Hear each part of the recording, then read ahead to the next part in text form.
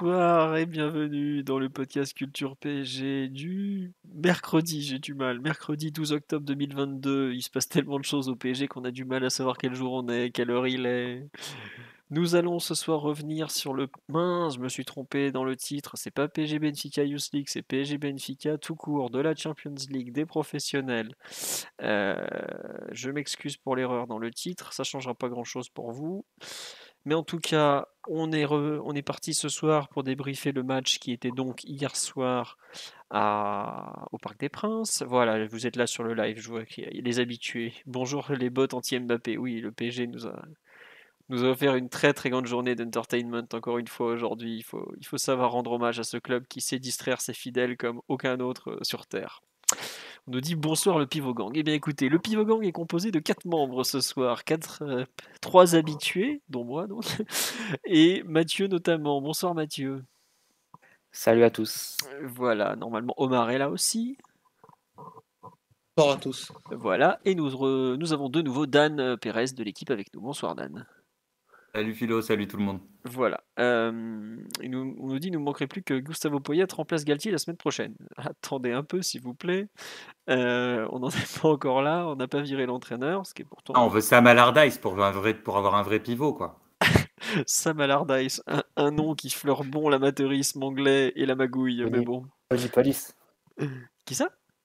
Ah, Tony Pulis, le de légendaire Stoke. Tony Pulis de Stoke City, Stoke-upon-Trent. Non, je pense que ces gens-là ne vont pas traverser la Manche trop attachés au football britannique. Bref, en tout cas, on va attaquer. On nous dit Mathieu devait être devant le fabuleux Barça Inter. Et écoutez, je pense que Omar aussi était devant. Je confirme, j'étais même pour l'Inter pour une fois. Donc, dire, voilà. à quel point j'aime le Barça.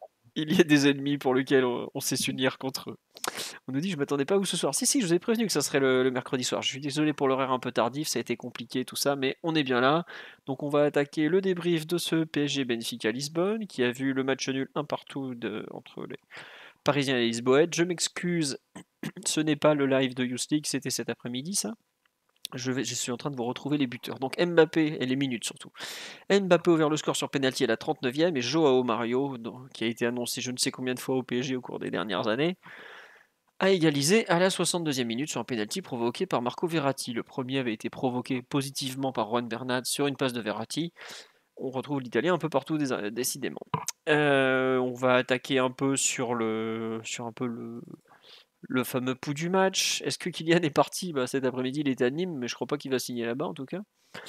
Une rencontre qui commence un peu bizarrement. On avait vu un match aller très débridé, très intense, énormément d'occasions de but, puisqu'on avait eu quelque chose comme 12-13 occasions de but à l'aller. Là, je sais même pas si on arrive à 5 au total. Une rencontre, la première demi-heure, très verrouillée. Le Benfica qui, encore une fois, gêne beaucoup le PSG. Le PSG qui n'arrive pas trop à attaquer. Le Benfica qui gêne, mais qui n'arrive pas non plus à générer des occasions, qui n'arrive pas à faire grand-chose du ballon. Et globalement, une rencontre qui joue beaucoup au milieu du terrain, voire dans la moitié de terrain parisienne, excusez-moi. Et là, je revois les occasions en relisant le live, il se passe strictement rien.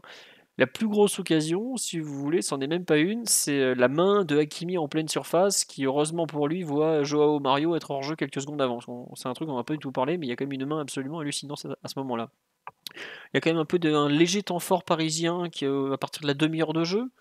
Et ensuite, il y a ce penalty parisien. On se dit, bon, le Paris ouvre le score en n'ayant pas été bon. Mais malgré tout, à la mi-temps, je trouve que le 1-0 est plutôt... peut-être pas logique, mais quand même, le PSG est plus intéressant. Il n'y a pas non plus des grosses occasions, même il n'y en a pratiquement pas, mais je trouve qu'il y a une domination malgré tout d'ensemble.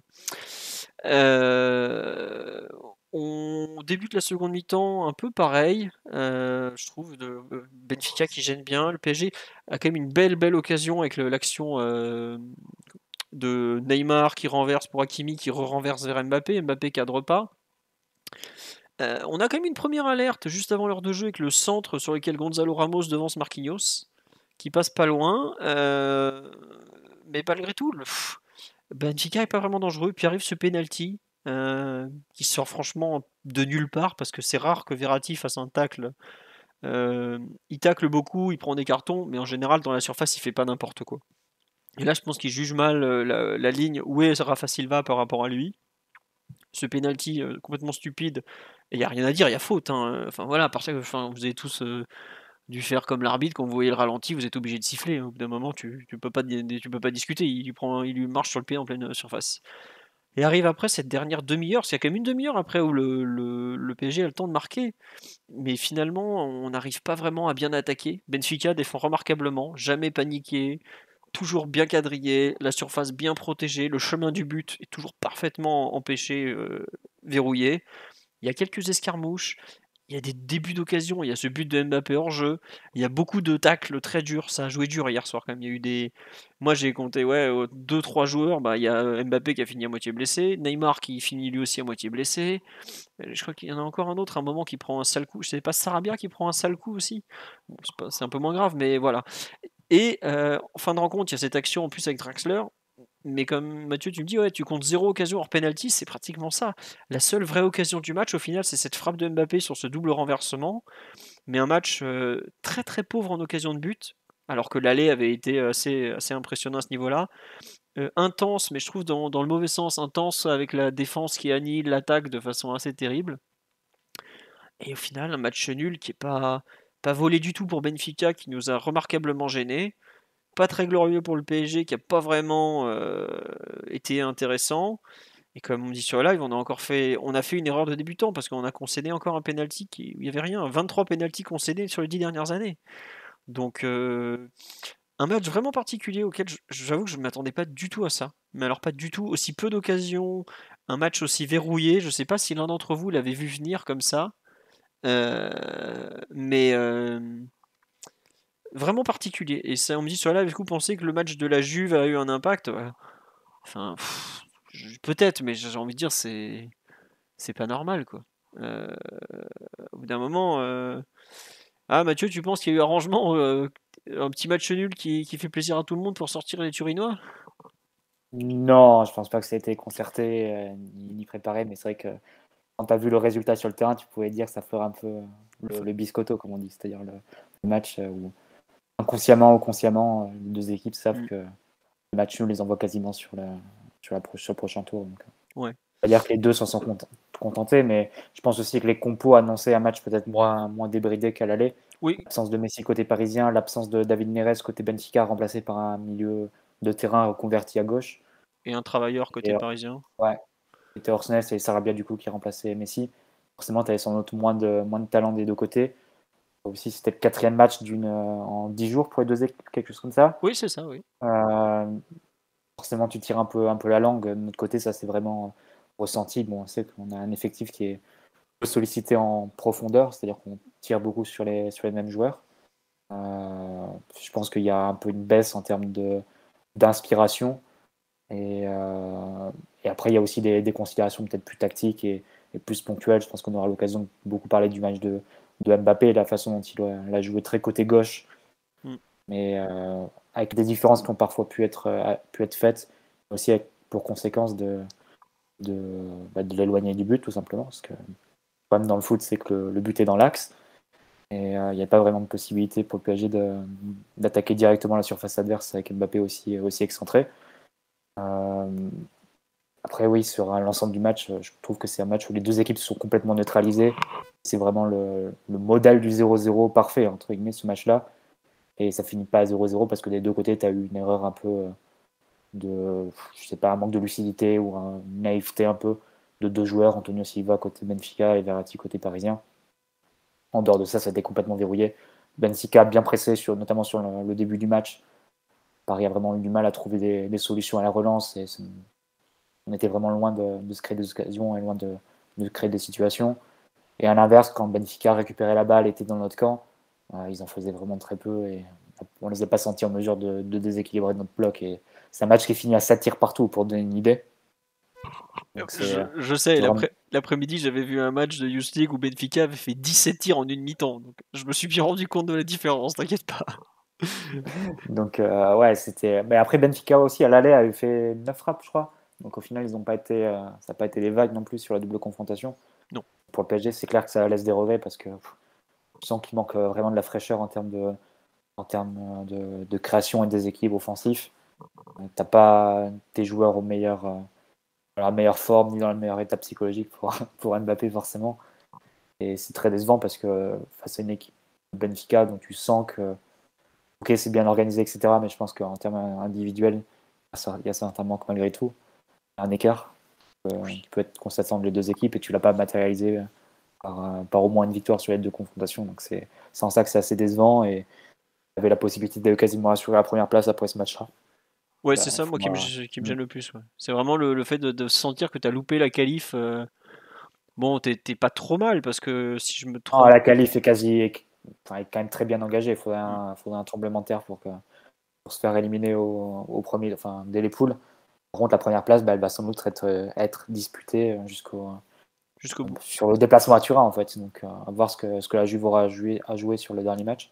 C'est vraiment une occasion ratée à ce moment-là, à ce niveau-là, de pouvoir, dans un calendrier qui est déjà très chargé, de pouvoir déjà régler cette question-là assez tôt. Ouais.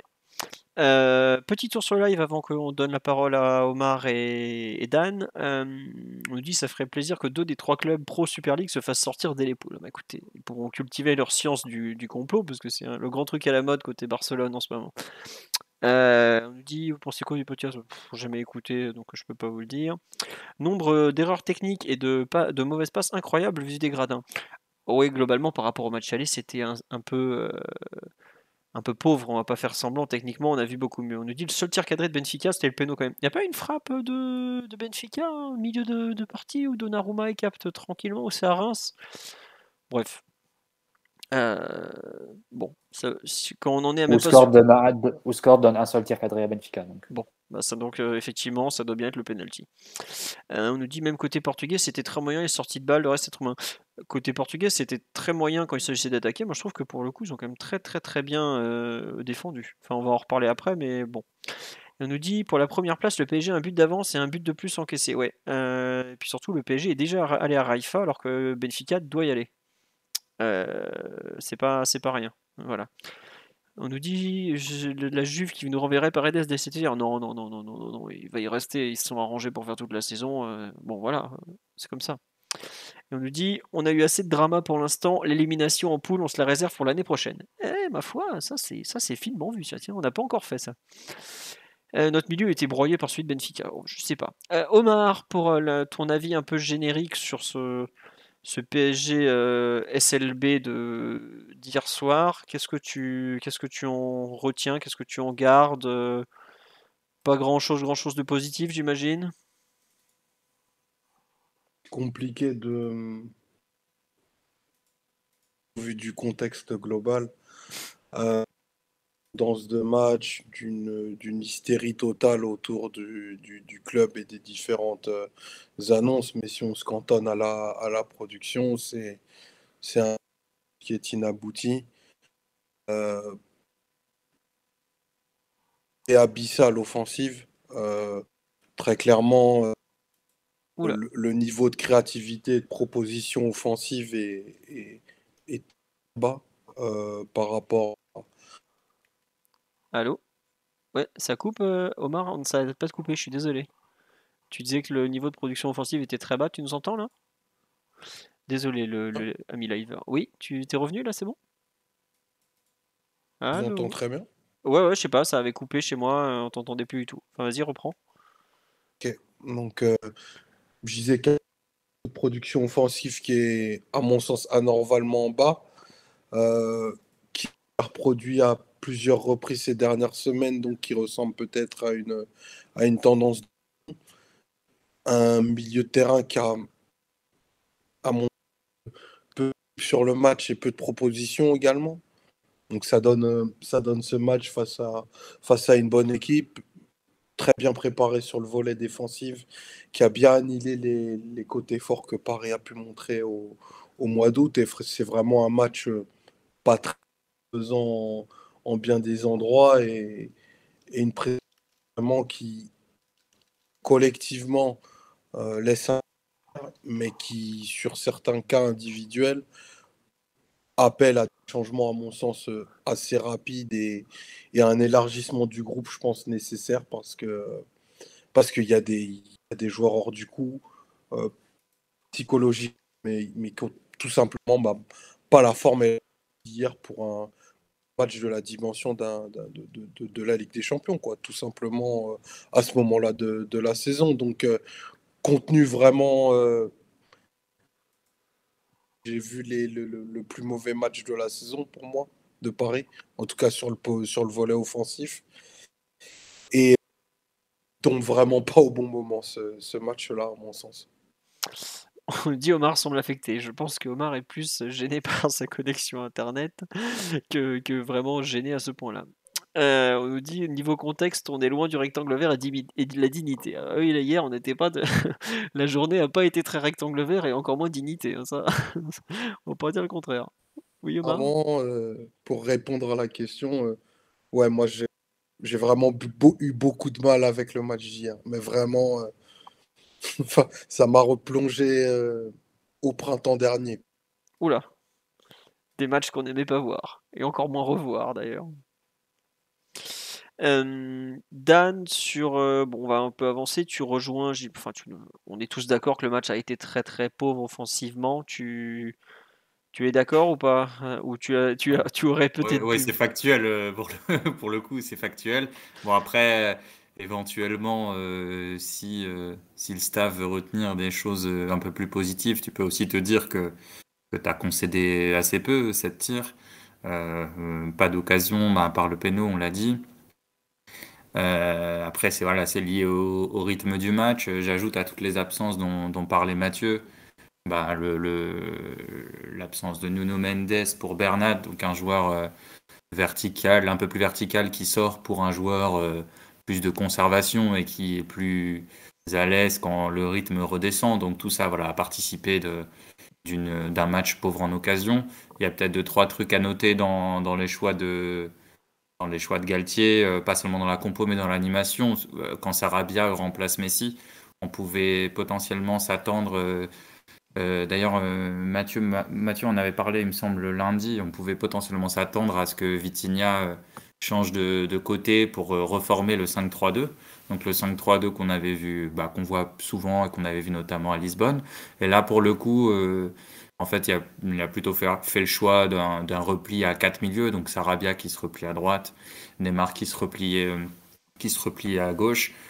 Paris n'a pas été très efficaces les rares fois où ils ont essayé de sortir pour gêner un peu Benfica, hein. Il y a deux, trois fois, notamment sur l'action qui mène au péno de Verratti, où Benfica sort facilement. Et ensuite, comme deuxième, en plus de évidemment hein, le côté excentré de Mbappé, comme deuxième élément marquant, tu avais la position encore plus ancrée, encore plus systématique de Marquinhos au milieu. Qui, je crois, puisqu'on a déroulé les choses qui allaient pas et qui étaient un peu tristes à l'issue de ce match, s'il y a au moins quelque chose aussi qui peut être positif, c'est que à la perte de balle, j'ai trouvé Paris un peu plus consistant. Ils se sont fait peur sur deux, trois moments notamment en fin de première période, ça force un peu une relance et ensuite Benfica arrive jusqu'à la surface de Paris. Mais globalement, bon, alors la position de Marquinhos, elle n'a pas eu que des avantages à mon avis, on y reviendra sûrement. Mais voilà, dans le dernier point peut-être positif de ça, c'est que il y a eu, je pense, une meilleure réaction quand la balle était perdue dans l'entrejeu et je trouve que voilà, peut-être que Paris peut s'appuyer là-dessus. Mais sinon, oui, je vous rejoins évidemment sur le côté terne du match. Mais comme on disait avant le podcast, je crois que le PSG avait mis tout son influx nerveux avant le match. Il en restait plus beaucoup à 20h45 enfin à 21h pour le coup d'envoi. Ah ça, la Je journée. crois qu'il faut même rabaisser un peu nos ambitions en termes de jeu pour le PSG, je pense, d'ici la prochaine trêve, entre Absolument. l'état physique des uns et des autres et ton meilleur joueur des 2 dernières saisons qui est en guerre ouverte avec le club, etc. Je pense qu'il faut baisser un petit peu le curseur. Mais en tout cas, c'est intéressant ce que tu notes, Dan. Effectivement, c'est ce qu'on peut retenir du match d'hier. Je pense la réaction à la perte, parfois meilleure côté parisien. Je pense que c'était assez cyclique. Tu citais Philo tout à l'heure, la période avant le but. Cette 10 bonnes minutes où Mhm. on est plus haut dans le camp adverse, on récupère quelques ballons, il y a des séquences de possession qui sont un peu plus marquées. Typiquement, c'est des séquences où on récupère le ballon un peu plus haut et ça donne cette impression-là. Effectivement, la position de Marquinhos, ça a été On l'avait déjà vu évidemment sur les matchs précédents, notamment à la relance pour donner des solutions. Là, ça a été poussé dans un bon cran plus haut, on va dire, que ce soit par consigne ou par ressenti du joueur, parce que tu n'avais pas besoin de garder 3 défenseurs centraux, ça paraissait évident en deuxième période. C'est un seul attaquant, et encore, c'était même pas un attaquant de métier, je pense, à Benfica quand il sort Ramos. C'est une fausse Je suis pointe, pas oui. sûr de. Ouais, c'était vraiment. Il y a vraiment plus de danger. Et Benfica, comme au match aller, a fait les 20-30 dernières minutes pour pas forcément jeter toutes ses forces dans la bataille. Mais là, c'était vraiment poussé encore un cran plus haut parce que tu avais l'impression parfois de revoir une organisation un peu à la Tourelle, en fait. C'est-à-dire avec Marquinhos et Verratti en double pivot assez élastique, où tu avais parfois Verratti plus bas que Marquinhos à la relance. Ouais. Et tu avais Vitinha ensuite et Neymar un peu entre les lignes au cœur du jeu, comme tu avais Di Maria et Neymar à l'époque sous Tourelle. Et tu avais le duo Mbappé-Sarabia, idem que tu avais déjà vu sous Tourelle en pointe, avec Mbappé plus porté sur le côté gauche. Et tu as même vu des amorces d'action qui ressemblaient beaucoup à ce PSG-là, c'est-à-dire avec Neymar qui récupérait la balle un peu axe gauche assez bas sur le terrain et qui lançait de suite Mbappé en profondeur, Mbappé partant du côté. Et comme ça, quelques réminiscences, j'ai trouvé Ouais, on a de ce retrouvé PSG-là. aussi une petite connexion Verratti-Neymar aussi sur quelques actions, c'est-à-dire les trois échelons Verratti qui arrive à trouver Neymar et qui ensuite lance Mbappé, effectivement, qui a rappelé un peu le 4-2-2-2 parfois utilisé par Tuchel. Et d'ailleurs, c'est marrant parce que Galtier est vu comme le coach de la défense à 3 et hier, Paris a très souvent relancé à 4, c'est très souvent retrouvé à 4 et Pochettino est vu comme le coach de la défense à 4 alors que typiquement, prend le match contre Madrid, voilà, la structure avec le ballon, elle est clairement à 3 avec Danilo qui descendait à droite. Donc voilà, tout ça bouge beaucoup. Après, moi, je suis un peu sceptique. Alors, sur la deuxième mi-temps, la deuxième partie de la deuxième mi-temps, je suis d'accord avec toi, Mathieu. Mais je suis un peu plus sceptique sur le début de match, le côté systématique. Je trouve que, bah, déjà, factuellement, les premières relances, ça a été très, très compliqué. Dans la première minute, ballon rendu. Le deuxième relance aussi. La troisième aussi. Marquinhos est pris Encore. dans la densité assez tôt dans le match aussi, et dans une Voilà. Et position en de milieu fait, de terrain, justement.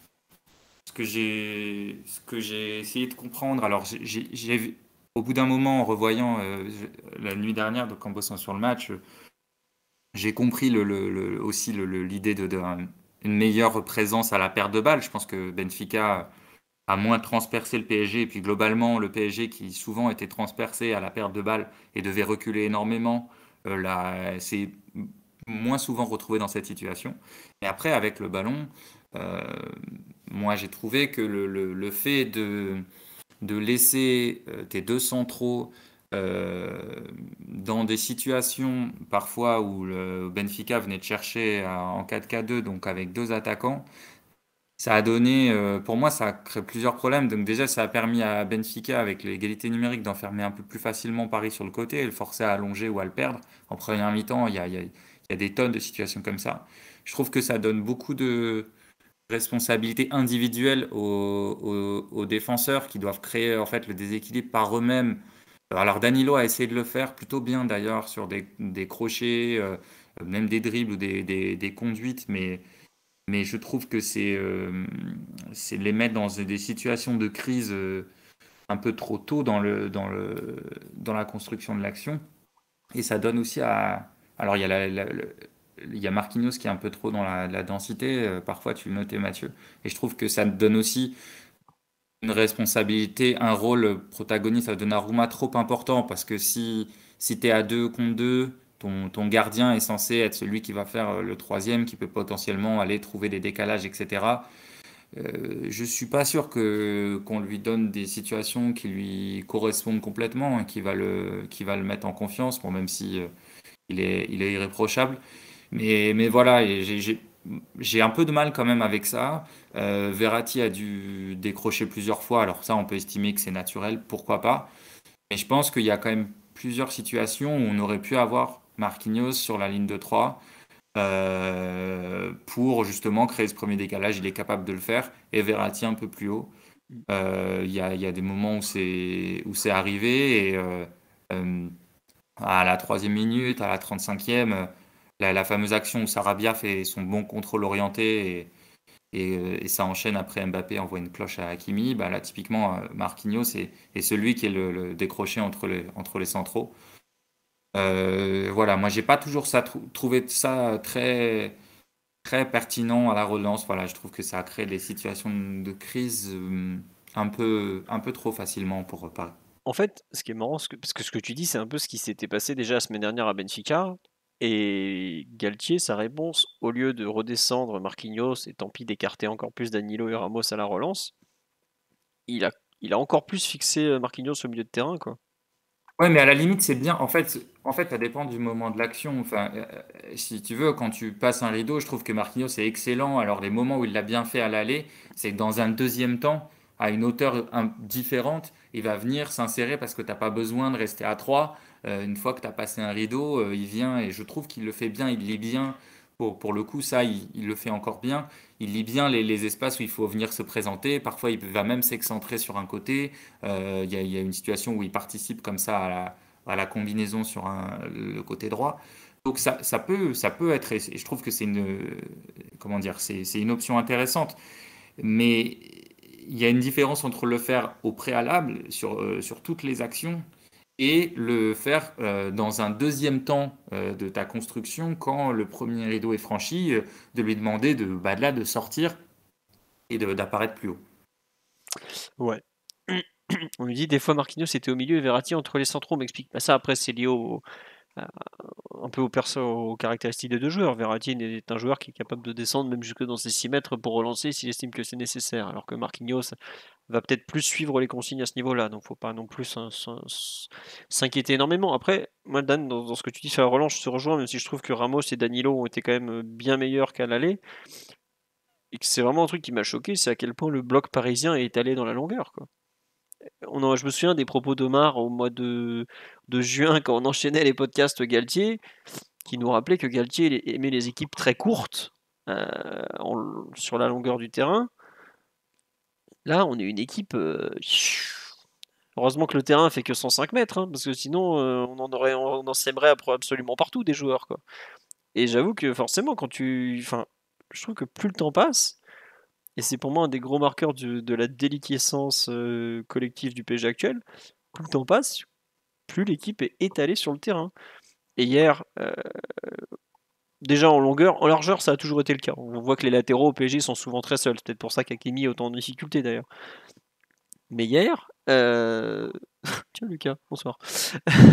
Il y a des moments où Sarabia, on lui demande des prises de balles, il est trop seul. Benfica était au contraire une équipe très très courte. Et je trouve que l'écart, en fait, alors certes, c'est pas forcément une bonne chose d'avoir deux équipes très très courtes. Parce que tu as trop de joueurs dans un tout petit périmètre, bah, ça donne le fameux match Klopp contre Schmidt où ça avait été un essaim d'abeilles qui court après un ballon. Mais il y a vraiment un écart tel entre nos lignes qu'en fait, à chaque fois que tu passais ta première ligne de Benfica, c'était déjà un petit miracle. Donc ensuite, tu as le ballon au milieu du terrain où tu te prends une ligne adverse où ils sont vraiment beaucoup. Tu as un autre miracle en cours pratiquement. Et ensuite, te connecter aux attaquants, bah, vu qu'ils sont sous. Enfin, je trouve que passer chaque ligne, chaque palier passé sur le terrain était pas une aberration, parce qu'il faut pas abuser, mais une difficulté terrible. Et j'ai pas l'impression qu'on qu'on ait réussi en cours de match à, à prendre en compte ce truc, quoi. Et moi, ça me gêne parce que je vois qu'on a couru hier 111 ou 113 km, donc c'est très bien. Mais je sais pas, j'ai l'impression qu'on est de plus en plus une équipe désarticulée. Et comme dit Mathieu, et je le rejoins totalement, faut pas vous attendre à voir beaucoup mieux dans les prochaines semaines parce que les joueurs ont de plus en plus en tête la Coupe du Monde, ils ont de plus en plus en tête le fait de ne pas se blesser, l'accumulation des matchs. Je sais pas si vous avez fait attention, mais globalement, il y a une chute technique et collective qui est ultra marquée depuis la fin de la trêve internationale. Je pense que certains sont passés en autogestion, d'autres se prennent peut-être le contre-coup du début de saison, tout ça. Mais j'avoue que l'étalement des joueurs sur le terrain et à quel point le PSG n'est plus du tout un bloc. Alors, ces 2 dernières années, on l'a rarement été, hein, je ne vais pas faire semblant, même depuis plus que ça encore. Mais je trouve vraiment, moi, ce qui me choque sur le match d'hier, la relance, pourquoi pas, le peu d'occasions, voilà. Mais c'est surtout à quel point on est éparpillé sur le terrain. Et ça Ça me gêne un peu plus. Je sais pas, Mathieu, ce que t'en penses. Je vois que t'as ouvert le micro. Non, je suis d'accord avec toi, mais je pense que globalement, l'animation offensive hier a pas été. C'est l'évidence de dire qu'elle n'a pas été performante vu la production. Et Omar le rappelait, le soulignait. Je pense que c'est le point qui m'a gêné le plus hier. Il y a quelques chiffres et quelques performances qui sont assez symptomatiques. Quand tu vois Sarabia, fin du match, 21 ballons touchés, c'est le joueur du match qui a touché le moins de ballons, derrière même le gardien de Benfica. Tu vois bien que côté droit, on a un gros problème. On n'arrive pas à vraiment créer du jeu à ce niveau-là. Et c'était renforcé sur un match comme hier, où Mbappé a joué dans la position, visiblement, qu'il aime occuper, qu'il réclame. C'est vraiment côté gauche. Et ça a, je dirais, encore plus déséquilibré ou renforcé la focale du PSG sur ce côté-là. Vraiment tout passer à ce niveau-là. Aussi parce qu'on était prêt à la relance sur le côté droit, on n'arrivait pas à relancer quand le ballon était dans les pieds de Ramos et Hakimi. Mais globalement, on construisait tout côté gauche, on n'arrivait pas à intégrer le reste de l'équipe dans ce jeu-là. Et je pense que ça a donné une animation qui était somme toute assez déséquilibrée, où les rares moments de déséquilibre, ça aurait été quand Mbappé a pris la balle et passé son crochet extérieur. Et une fois qu'il avait passé son crochet, ou simplement pousser la balle, il faisait un centre et déjà l'exécution n'était pas réussie, mais en plus l'occupation dans la surface ensuite était compliquée parce que tu demandais à Sarabia au fond de gagner un duel à rien face à Otamendi. C'est-à-dire que c'est pas joué C'est pas forcément sur gagné. c'est pas joué forcément sur les qualités des uns et des autres. Donc oui, tu as l'impression que c'était pas l'organisation ou l'animation qui correspondait le mieux aux qualités des uns et des autres qui a été mise en place hier. Plutôt, elle correspondait sans doute à ce que voulait faire Mbappé, mais pas forcément à ce dont avait besoin l'équipe. Et là, on rebalancerait peut-être et on reviendrait peut-être à un débat qu'on a déjà eu lundi avec Ryan notamment. Ouais. Omar, en espérant que la connexion et que SFR soit avec nous, sur un peu l'étalement des joueurs, les déficiences de l'animation collective, ça t'a ça t'a aussi marqué. Enfin, tu l'expliques un peu comme Mathieu, peut-être, par une mauvaise utilisation des joueurs à disposition ou pas d'ailleurs. Et je vais peut-être un cran plus loin que Mathieu, et même de l'utilisation. Je pense qu'il y a des joueurs opérant tout simplement en réalité entre l'attente que peut conférer un système tel qu'il est utilisé hier, la capacité supposée des joueurs actuels. Il y a un écart qui commence à ressembler à un peu de l'entêtement qui me semble vraiment être contre-productif pour les joueurs eux-mêmes, parce que prend même le milieu, pour pas parler de Bernat et Sarabia, parce que pour le coup, c'est même un peu trop simple. Enfin, entre Verratti et Vitinha, enfin, quand même paraît assez clair qu'à partir du moment où il y a beaucoup de densité entre les deux et que peu de lignes de passe au niveau des offensifs, bah, ils perdent de l'emprise sur le match. Mais beaucoup d'emprise. Et à en disparaître, si je prends le cas de Vitinha par exemple, et que ça a un impact aussi sur Verratti qui s'époumonne et qui fait un match dans ses standards quelconques. Donc, il y a aussi quelque chose au-delà du fait qu'on est une équipe très étirée par le fait de jouer avec des pistons, te donne beaucoup de largeur et demande d'avoir des courses profondes et d'incorporation de tes milieux. Il y a des joueurs inaptes à ce système-là au moment où on se parle. Et non, il faut changer quelque chose parce que le déficit de création, et j'insiste là-dessus, enfin, il est anormal quand tu regardes enfin, tout ce que cette équipe est censée avoir dans les jambes. Alors, il y a probablement un physique, un effet Coupe du Monde. Les productions qu'on a vues depuis au moins 3 matchs consécutifs, c'est insuffisant, c'est qu'il n'y a vraiment pas grand-chose et je ne sais pas si on pourra continuer comme ça parce qu'en plus, on commence à avoir en plus de blessés. D'incorporation te réduit vraiment le champ possible et tu le vois avec les entrants qui sont peu ou vraiment pas très impactant, quoi. C'est marrant ce que tu dis sur le système, et moi je te rejoins totalement. En fait, pour ceux qui ont écouté le live sur la Youth League tout à l'heure, je trouve que j'ai vu pratiquement 2 fois le même match en 4 heures au niveau de l'utilisation des pistons, en fait. Même au niveau général d'ailleurs. C'est à quel point tu demandes à des latéraux de faire des miracles, en fait. Comme si, en fait, on joue avec Bernat comme s'il avait les qualités de Mendes, qui bien évidemment il n'a pas, parce que c'est 2 joueurs très très différents, comme l'a dit Dan en début de podcast. Hein. Tu peux pas jouer de la même façon avec Bernat qu'avec Mendes. Et Hakimi est rentré dans sa phase traditionnelle d'hibernation, où il n'arrive plus à être un joueur dominant. Et en fait, déjà, tu as du mal à attaquer, mais en plus, quand tu essayes d'attaquer, tu sais que tes joueurs sur les côtés, soit ils vont pas suivre, parce que Bernat, je pense qu'il y a quand même un problème de rythme qui va peut-être se corriger avec le temps, mais qui à cet instant est réel. Et Hakimi, il y a un problème. Et puis, Ouais. et puis, enfin, c'est pas la même classe de joueurs. Aussi, non, mais ça c'est évident, Omar. Je suis désolé, il y a vraiment un monde entre les deux, tu vois.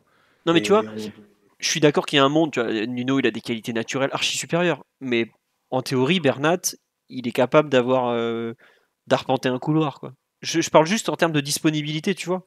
Mais je ne pense pas, Philo. ah Sincèrement. ouais. Après, peut-être que je m'acharne, mais moi, je le pense pas, tu vois. Bon, enfin bref.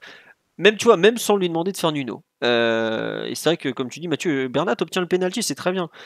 Mais par exemple, c'est pratiquement la seule fois où on le voit vraiment utilisé dans les 20-25 derniers mètres, quoi. Et Hakimi, c'est pareil. Alors, je trouve qu'Hakimi, d'un côté, il en fait pas assez, de l'autre côté, il en fait trop. Il y a ses limites techniques et tout, il y a plein de trucs, mais globalement, tu as une équipe aujourd'hui qui est assez dysfonctionnelle dans le sens où elle est complètement étalée sur le terrain avec plein de joueurs derrière, pas grand monde au milieu et 3 types perdus devant, qui est en schématisant et en caricaturant. Et en plus, quand tu attaques, tes 2 latéraux qui ne servent pas à grand chose, donc au final, tu attaques sur une bande de 40-50 mètres de large. Et en plus, t'as un demi, enfin, t'as plus ou moins un ailier à gauche avec Mbappé qui fait. On peut pas lui retirer ça, d'énormes différences balle au pied. Et t'attaques pas à droite. Donc en fait, ton adversaire, il est tranquille. Je crois que c'est ce que disaient les gars de Vue du banc. Otamendi joue central gauche. Il prend un carton au bout de 20 minutes. Et Otamendi, il a 30, 33, 34 maintenant. Enfin, voilà. Il va pas vite. On l'a pas challengé une fois du match après le carton jaune. Je regrette. Tu veux déjà aller sur le terrain Mbappé, Philo? Non, mais c'est pas que Non, mais Mbappé. en revanche, je peux dire que, en revanche, ce qu'on peut dire, c'est que peut-être que Mbappé était content de la présence de Bernat parce que pour le coup, ça lui libère des zones excentrées à gauche. Ouais, Parce mais que avec Nuno, non, mais je suis pas en train de dire que c'est bien, hein, mais je pense qu'il y a aussi une corrélation parce que quand Nuno joue piston et que il lui est demandé de pas mal verticaliser, de faire des appels assez hauts, etc. Bah forcément, ça occupe des zones dans lesquelles Mbappé peut moins naturellement, moins facilement, pardon, aller. Tu vois ce que je veux dire? totalement. Mais Et tu là, vois, par exemple, je trouve qu'on a vu sur un match comme hier la différence entre faire le match que tu veux faire et faire le match dont nécessite l'équipe. Effectivement, Exactement. à Mbappé, il doit aller, tu dois pouvoir l'utiliser dans le duel avec Otamendi. Je pense que c'est un joueur sur lequel il faisait déjà d'énormes différences quand il avait 18 ans en 8e de finale de Coupe du Monde. Et le fait de l'utiliser uniquement pour faire des différences sur l'arrière droit adverse, encore une fois, quand tu as passé l'arrière droit, il te reste encore du chemin pour faire un but. Hein, parce qu'il faut encore réussir le centre. Il faut que le centre trouve preneur ensuite dans la surface. Ouais, tu mets pas le but que tu as mis contre le Real au Parc à chaque match, quoi. C'est ça, c'est clair. Où tu pars d'une position où en fait il n'y a aucun déséquilibre et tu crées un peu le but tout seul, là, ce qui était un but extraordinaire, le 1-0 du Parc l'année dernière. Mais là, c'est vrai qu'effectivement, quand des Mbappé débordait, il te restait. Alors, Hakimi, pour le coup, était présent dans la surface. Ah, Hakimi, en gros, il avait deux rôles hier. Le match lui donnait 2 rôles. De la présence dans la surface pour fermer sur les centres, mais bon, ça a pas donné grand-chose. Et quelques isolations, parce que ça construisait tellement à gauche qu'il s'est retrouvé quelquefois en isolation, mais où là, il aurait pu faire parler son explosivité, mais il n'a pas passé ses dribbles. Donc, pour le coup, alors c'est un match différent de celui de Bernat, mais là aussi, c'est décevant. Et je rejoins Mathieu, c'est-à-dire que oui, on a vu Mbappé qui fait des différences, mais après, Après, qu'est-ce qu'on fait? Je trouve que dans ces moments-là, là où il pêche le plus, c'est dans sa lecture, parce que même pour lui, en fait, même si on part d'un point de vue égoïste, parce qu'on disait ce dont a besoin l'équipe, et je te rejoins là-dessus, Mathieu, et même pour lui, même pour toi, c'est-à-dire que égoïstement, bah, si tu vas de l'autre côté, il y a de quoi faire, il y a de quoi emmerder Otamendi, il y a de quoi venir te balader, surtout que Benfica, Joao Mario, Florentino, Luis, Enzo venaient bien fermer au maximum la zone là, intermédiaire, couloir intermédiaire gauche du PSG. Alors ils n'ont pas réussi toujours, mais ils faisaient bien gaffe à faire ça. Bah, tu crées pas de diversité pour le coup, si tu réclames de la liberté c'est pour aller, pas pour aller où tu veux, mais c'est pour aller où ça peut être dangereux en fait. Soit nécessaire pour l'équipe, soit dangereux directement pour toi-même.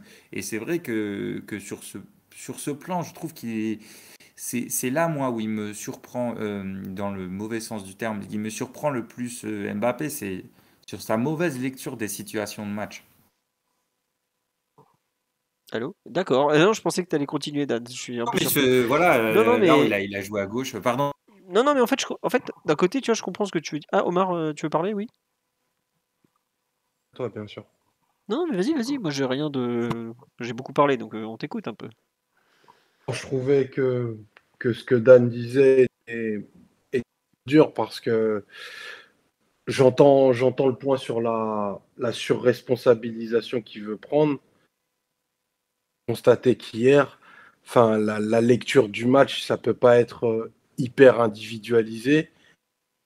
Ben, ses autres compagnons d'attaque ou du milieu ont pour incorporer ont ben, un rythme qui, à mon sens, ne correspond pas au enfin, standard de Champions League pour pouvoir ne serait-ce que déséquilibrer. Donc, enfin, les joueurs, naturellement, ils vont se approcher de leur position préférentielle. C'était le débat tout au long de la journée et depuis plusieurs jours déjà.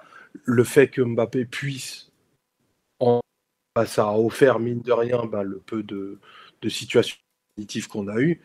Par contre, ben, on ne peut pas faire fi des autres.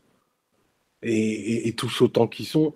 Alors oui, les attentes ne sont pas les mêmes, mais enfin, le match aussi de Neymar, dans ce cas-là, il y a aussi des gros déficits de lecture.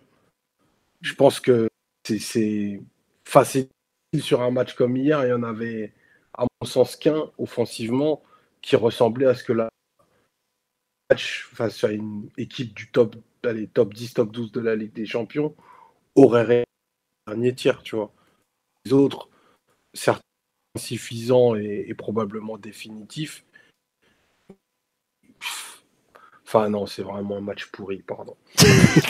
Non, mais en fait, sur Omar, pour un peu continuer le débat, je pense qu'il faut raisonner quelles sont les armes en présence au PSG, côté PSG pour commencer le match. Tu sais que tu as l'absence de Messi, donc tu veux faire un gros relais dans le cœur du jeu pour assurer ta possession et pour créer des décalages à partir d'une position assez haute. Au fond, tu as Neymar et Mbappé. Comment tu veux les utiliser? Un pour lancer et l'autre pour prendre et attaquer les espaces, pour prendre la profondeur. Le fait est que cette relation, tu l'as vu, pas dans un sens vers le but, mais finalement vers un sens qui s'éloignait du but. C'est-à-dire de Neymar qui était plutôt axial, qui ensuite trouvait Mbappé qui prenait le ballon dans une position plutôt excentrée. Encore une fois, le but est dans l'axe. Tu passais l'arrière droit du Benfica, très bien, mais la belle affaire. Qu'est-ce que tu en faisais après si dans la surface, tu te retrouvais juste avec Sarabia face aux deux centraux de Benfica qui font un 90?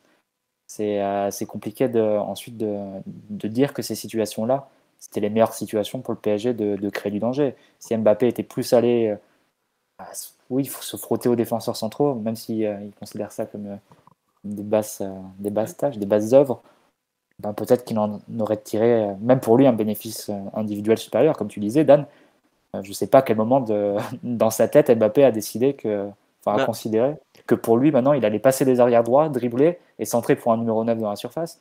Je ne pense pas que ça puisse être son ambition. Son ambition, ça peut être de marquer 50 buts dans la saison. Et s'il veut marquer 50 buts dans la saison, il fasse dans les appels dans le sens du but. Donc, je ne comprends même pas que le match d'hier le satisfasse tant que ça et que ce soit ce qu'il réclame au quotidien.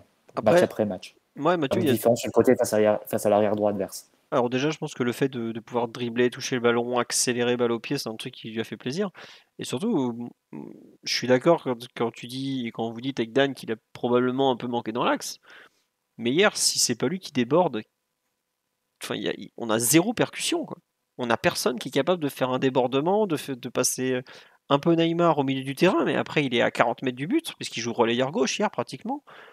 Moi, c'est un peu ça qui me chagrine, c'est que, comme je l'ai dit, les deux latéraux sont pas en mesure de claquer un débordement. Euh, Comment, à partir de ce que tu as sous la main, en fait, limite Mbappé, il aurait dû être à la fois en train de déborder et à la réception.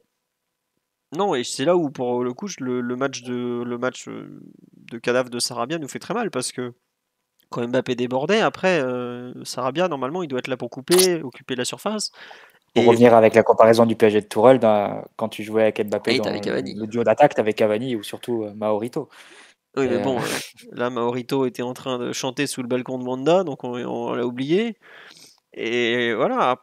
Il y a une action à la 20e où Sarabia fait le bon appel, il vient Ouais, couper premier poteau, il est dans le bon timing, mais c'est le centre que Mbappé rate du gauche où, enfin, ouais, je pense qu'il le voit même pas, il envoie un ballon en l'air. Mais sinon, ouais, c'est vrai que Sarabia, bon, alors bien sûr, hein, Omar, on leur applique pas la même grille de lecture, hein, c'est clair. Et Sarabia, pour le coup, ça a été décevant parce que c'est un joueur qui a beaucoup, beaucoup de défauts, mais qui est censé être pas mauvais à la finition. qui Je sait, me souviens, quand il on parle sait, de Tuchel, il disait c'est quoi le meilleur poste de Sarabia? C'est près du but. ouais, il a Euh, le geste juste dans la et surface, quoi. voilà, et sur ce plan-là. Alors après, voilà, c'est vrai que c'est très dur d'exister sur des centres aériens. À un moment, il y a une fois sur un centre un peu venu de l'arrière enroulé de Mbappé, où il y a Neymar dans la surface et il fait une espèce de miracle. Il saute, il contrôle Ouais. le ballon de la poitrine. Après, il la donne à Sarabia qui fait une frappe manquant de tonus.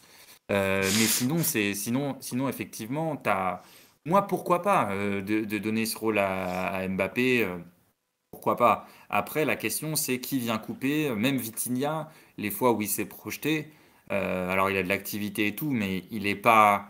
C'est un milieu alors qui se projette en termes de position, il est là, mais il n'existe pas dans la Non, il surface. passe pas, il passe pas. Et tu vois, c'est marrant, c'est qu'il y a un moment, en deuxième mi-temps, on a une bonne période, il y a un centre trop long second poteau, et là, par contre, Vitinha est là pour un peu, il manque pas grand-chose, tu vois.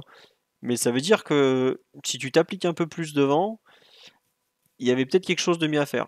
Et en ce sens, peut-être aussi, et là on revient un peu à Galtier, même si globalement c'est le thème sous-jacent depuis quand même une demi-heure, je le dis pour ceux qui disent qu'on parle pas de Galtier, peut-être que l'entrée d'Ekitike, elle doit être beaucoup plus tôt aussi. Parce qu'il joue un quart d'heure, et même s'il fait pas l'entrée du siècle, Ouais, mais tu es obligé de prendre en compte ce qu'il a produit jusque-là, son statut. je suis d'accord, euh, Dan, je te je dis pas le pense que. Non, contraire. mais je dis pas que, Je l'ai écrit que hier c'est noir il sur fallait blanc pas qu'il faire doit faire rentrer plus plus. quand il joue, donc je vais pas te dire qu'il mérite, hein, tu Ouais. vois. Mais pour moi, il y a un vrai souci, c'est qu'il rentre à la 74e. Et peut-être qu'il doit rentrer à la 65e par exemple, quoi. Juste après le but, pour moi, bam, tu dois faire le changement direct en mode bon, allez, on doit gagner le but, on doit gagner le match, il y a une qualif à aller chercher, on va mettre peut-être un peu du poids devant quand même. Et ou peut-être changer quelque chose, changer une animation, parce que en une heure, tu as produit une occasion et demie, tu as une demi-heure pour gagner, pour valider ta qualif. Alors c'est vrai qu'à ce moment-là, le nul te met bien aussi, t'élimine pratiquement la Juve. Mais je sais pas, ça fait un peu petit bras et je sais pas à quel point c'est. Enfin, c'est plus facile à dire maintenant, après, que pendant. Mais je trouve que, pour venir sur un point plus global, pour élargir un peu, le coaching tardif de Galtier en Ligue des Champions se fait franchement sentir, quoi. On en avait parlé après PSG Juve où lui-même il s'était auto-flagellé. Là, on en reparle un peu parce que. Enfin, moi je trouve qu'il aurait pu le faire plus tôt. Ouais, on l'évoque comme un fil rouge, Voilà. sa lecture des matchs pour l'instant. Alors, bon, c'est facile à dire depuis depuis les gradins ou depuis notre canapé, hein. Je dis ça vraiment Siège de avec bureau, beaucoup de monsieur. mesure. Nous travaillons pendant les matchs. Toi comme moi, nous sommes Mais ceux qui travaillons pendant les matchs, hein. ouais, nous avons le privilège de travailler sur les matchs. Mais non, mais ce que je veux dire, c'est que oui, pour l'instant, alors c'est pas étonnant vu son passé. On peut complètement se dire aussi qu'il est en progression, forcément, parce que parce il évolue là à des hauteurs qu'il avait pas connues, ou du moins pas avec ce type d'équipe. Pour l'instant, c'est sûr que dans sa lecture des matchs, au-delà du changement, parce que bon, on sait que quand un match va pas bien, les supporters ont souvent tendance à C'est la dire ouais, mais il faut facilité. changer quelque chose. Il faut changer quoi? Bah, je sais pas, tu changes, tu vois. Mais malgré tout, depuis le début de saison, on peut pas dire que c'est un coach, que ce soit un coach qui est pour l'instant agit beaucoup sur le cours des rencontres. Non, mais tu vois, par exemple, je me souviens, après le match à Reims, il y avait un débat. Ouais, pourquoi il a pas fait rentrer Kitike? Moi, ça me choque pas du tout qu'il fasse pas rentrer Kitike à Reims parce que j'estime que c'est pas du tout ce dont on avait besoin. Hier, si tu le fais pas rentrer alors que tu es à domicile, que tu as besoin de marquer, que tu manques de présence dans la surface, c'est quand même un gamin qui a des défauts, mais qui en théorie est pas censé être trop mauvais face au but. Et tu vois que Sarabia est pas dans un bon jour. Donc, bon, je sais pas, je m'interroge un peu sur la capacité de notre entraîneur à réagir peut-être un peu plus vite que ça, quoi. Après, tiens, question qu'on nous pose effectivement qui le concerne, qu'est-ce qu'il a marqué dans notre fameux carnet? Bah, je crois que je sais plus, c'est Canal RMC qui l'a dit, qu'il avait noté prof droite, genre attaquer la profondeur à droite et Il y a Kylian, prof droite, qui a écrit. voilà, mais peut-être, ouais, Ah, il avait ciblé Otamendi du coup. bah oui, et oui. Et ça n'a pas été... et ça a pas été fait une fois, donc c'est comme Mm. quoi. Oui, après, tu sais où. Ouais, enfin, peut-être que c'est ça, ou justement, je sais pas. Mathieu, je sais Mais pas. après, c'est clair que dans la gestion de l'effectif, c'est une période compliquée parce que il avait beaucoup privilégié jusque-là l'assise d'un même 11 et d'un même système. Là, on entre dans une période qui est assez critique parce que tu regardes comment l'effectif à jour, enfin à date, disponible est constitué. On voit qu'on a nos 5 milieux centraux qui vont être disponibles ce week-end avec le retour de Renato Sanchez. Et en même temps, tu vas avoir 5 défenseurs pour les 5 postes. Donc, est-ce que ça vaut le coup de continuer avec 5 défenseurs et 2 milieux de terrain quand tu as le même nombre de joueurs disponibles sur les deux secteurs? C'est compliqué parce que, ok, tu peux dire j'aligne tous mes défenseurs d'un coup, je mets Mukiele pour Ramos et voilà, ils sont tous sur le terrain. Et ça veut dire que tu laisses 3 milieux de terrain en dehors du 11. Et donc, forcément, tu gardes ces 3 milieux de terrain, Renato, Fabian et Soler, encore plus loin de l'intégration à une dynamique d'équipe. Et Et surtout, ouais, voilà, donc tu les gardes encore plus loin comme option pour entrer en cours de jeu, c'est ça. pour faire souffler un titulaire. Et donc voilà, tu retardes encore plus la possibilité de les intégrer à l'équipe et surtout de les faire rentrer dans la durée d'un match, quoi. Tu te dis, un joueur qui n'est pas intégré dans une dynamique d'équipe, tu ne le fais pas rentrer à la 60e ou à la 55e. Tu le fais rentrer un peu à 75, 80e parce que tu n'es pas sûr, il n'a pas trop montré sur les derniers matchs, etc. Même physiquement, il n'a peut-être pas une possibilité de mettre du punch, etc. Donc à voir comment il s'en sort. Mais peut-être que le fait d'être assez figé dans un système, si ça s'entendait depuis le début de saison, peut-être que là, ça risque de devenir assez critique vu le nombre de joueurs disponibles dans les différents secteurs. Ouais, on nous dit que Galtier est pieds et poings liés, il accepte tout, c'est tellement inouï ce poste pour lui. Non, il accepte pas tout. Attendez, il a quand même fait des choix. Il fait pas. Il a quand même fait des choix de technicien depuis le début de la saison. Il a pas tout accepté non plus, hein. Et pourtant, on nous dit j'étais surpris de pas le voir jouer en 3-5-2 alors que Ruiz était pas mal et Sarabia va en faire. Mais hier, on joue en 3-5-2. C'est juste que dans les trois du milieu, il y a Neymar. C'est ça la différence. Mais hier, le PSG est dans un 3-5-2. Alors, certes, avec une pointe Mbappé qui est beaucoup sur le côté et une autre pointe Sarabia qui l'est tout autant et qui est pratiquement entre les lignes, mais qu'on n'arrive pas à trouver. Mais hier, le PSG est plus en 3-5-2 qu'en 3-4-3, hein, vraiment. Enfin, vous regardez un moment, je crois qu'il y a un plan haut de loin de Canal ou de. Enfin, je sais plus qui réalisait, peu importe, mais on voit très bien le 3-5-2 et que Verratti, le milieu le plus bas, Vitinha axe droit, et Neymar relayeur gauche, légèrement plus haut que Vitinha. Et d'ailleurs, je pense que Vitinha a eu beaucoup de mal à se positionner par rapport à ce changement de système, puisque ça lui a bousculé tous ses repères. Il a joué à moitié comme un joueur de double pivot, mais ça collait pas. Enfin, il y a eu il y avait, je trouve, beaucoup de réajustements à faire en cours de rencontre qui n'ont pas forcément été super bien faits. Bah tiens, Dan, bon, je peux pas vous le diffuser. Ah, quoique, c'est quoi, Dan? Attends, je vais vous la diffuser sur live, les points de comment ça s'appelle, de où jouent les joueurs, où étaient les joueurs hier soir. Laissez-moi quelques secondes. Voilà celle-là. Allez hop, attendez, je vais vous la réduire un peu parce qu'elle sort du cadre. Je suis désolé, ceux qui écoutent en replay, vous aurez. Hop, voilà. Et où on voit bien en fait Verratti, donc le PSG est en gris, on voit Verratti. Dan, si tu veux commenter, vas-y, hein. c'est tes positions moyennes, si tu veux. Non, c'est les positions moyennes d'Opta. En fait, c'est lié au ballon touché, hein, donc ça vaut ce que ça vaut. Il faut toujours prendre ça avec des pincettes, notamment quand vous voyez quelqu'un dans l'axe. Tu peux avoir touché une balle à l'extrême gauche du terrain, une balle à l'extrême droite. Tu vas te retrouver ta position moyenne dans l'axe, c'est le barycentre en fait de tes ballons touchés. Donc, il faut quand même faire gaffe. Et là, on voit en gros bon, bah, les trois défenseurs, parce que même si Marquinhos était haut, en fait, il a peu touché le ballon dans des zones très hautes. Puis Verratti un peu sur la partie gauche du terrain, avec devant lui Neymar et encore devant lui Mbappé, et à la même hauteur que Mbappé de l'autre côté, Sarabia, qui a touché très peu de ballons et donc souvent dans une zone sur la partie droite du terrain où il est assez isolé. Ce qui est le plus frappant aussi, là, c'est la position assez basse des pistons. Mais bon, ça rejoint ce qu'on a déjà dit, tout à l'heure. Voilà. Non, mais c'était pour illustrer comme ça. Bon, je vais me prendre un mail d'Opta me demandant 500 balles, mais c'est pas grave, on fera, on fera un litchi. Mais pour illustrer un peu ce qu'on disait sur le fait que le PSG jouait hier plus dans un 3-5-2 que dans un 3-4-3, parce que bah, vous voyez, voilà. On dit Neymar n'est pas un relayeur gauche, mais au match aller, on joue exactement de la même façon, hein, je vous signale. Et c'est parce que Galtier l'expliquait, il disait on a besoin, regardez le nombre de joueurs que met Benfica dans l'axe. Là, sur le graphique, vous avez donc le 88, c'est Gonzalo Ramos. Le 27, c'est Rafa Silva. Le 8, c'est Orsnes, qui est en fait, le milieu gauche de Benfica joue carrément. J'ai un milieu axial en fait. Le 13, c'est Enzo Fernandez. 61, c'est Florentino Luis. Il joue avec 5 joueurs dans un carré axial. On peut pas laisser que 2 joueurs, donc forcément, tu es obligé de redescendre un milieu ou changer carrément de système. Et puisqu'on l'a gardé, bah tant pis, c'était comme ça.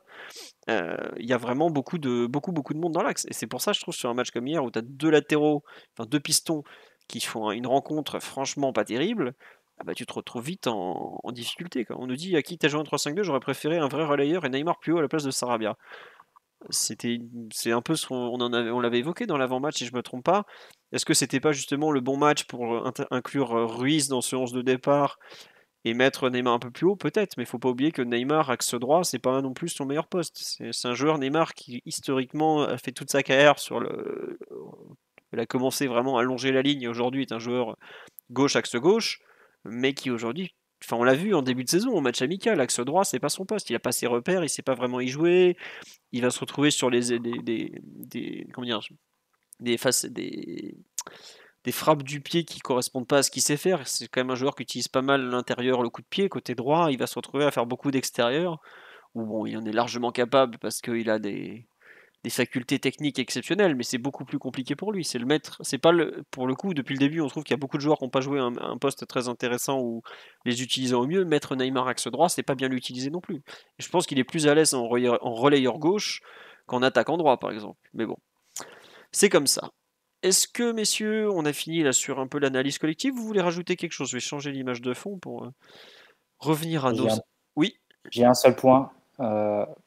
Et les corners sortants de Pablo Sarabia. Et j'allais en parler. Il faut en parler. Écoute, déjà... Pablo, tes corners, soit tu les fais rentrant, soit c'est toi qu'on sort. On va pas y aller par 4 chemins. Voilà. Déjà, Neymar perdre les pénaltys pour Mbappé, c'est quelque chose. Alors qu'il perde en plus les corners pour Sarabia, ça me semble un peu exagéré comme déclassement dans l'équipe. Et effectivement, je ne sais plus si c'était dans l'après-podcast de lundi ou celui de la semaine dernière où on avait bien rigolé quand on repensait à la façon dont Sarabia tirait les corners et dans la façon plus globalement dont on n'était pas du tout dangereux sur ces phases-là. C'est vrai que ça fait un peu déprimé de se dire que tu fais monter Danilo, Ramos et Marquinhos. À la fin du match, ils n'ont pas pris un ballon dans les airs sur corner. Quoi. Sur les deux matchs. Hein. Ouais, sur les deux matchs. Même sur les 3 matchs. Sur les 3 matchs de la semaine. Non, mais les 3 matchs de la semaine. Un an et demi, le but de Marquinhos face à City, je pense, on a pris un corner. Non, mais je sais pas si on se rend compte. On a fait tirer tous les corners à Sarabia ou presque depuis, je sais pas, une semaine et quelques. Enfin, il est rentré en fin de match à Lisbonne. On a fait monter Ramos, Marquinhos, Danilo à tous les corners. Donc 3 mecs qui de la tête pèsent. Hein. Je crois qu'on n'a pas pris un corner. Pour vous donner une idée. Si, en fin de match, contre Benfica, là, il y a Neymar qui en tire un. Bizarrement, Ramos le reprend. Quoi. Bon. Alors pourquoi Sarabia les tire? C'est probablement une consigne du staff. mais il est gentil à vouloir les tirer sortants. Alors certes, Benfica a de Et la taille, qu'est-ce qui vous embête sur le fait que ce soit sortant le fait qu'on Non, n'en mais prenne qu'il pas un, soit, quoi.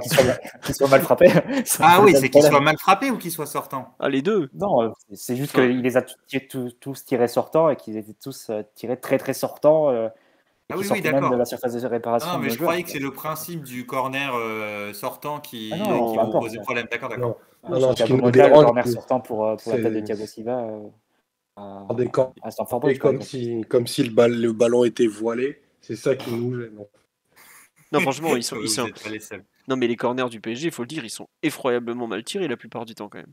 Tu te rends compte que t'as Messi, Neymar en frappeur, que t'as Ramos à la réception, ou même Marquinhos, qui doit être dans le top 10 des défenseurs qui ont le plus marqué en Ligue des Champions, que tu n'en fous jamais un quand même.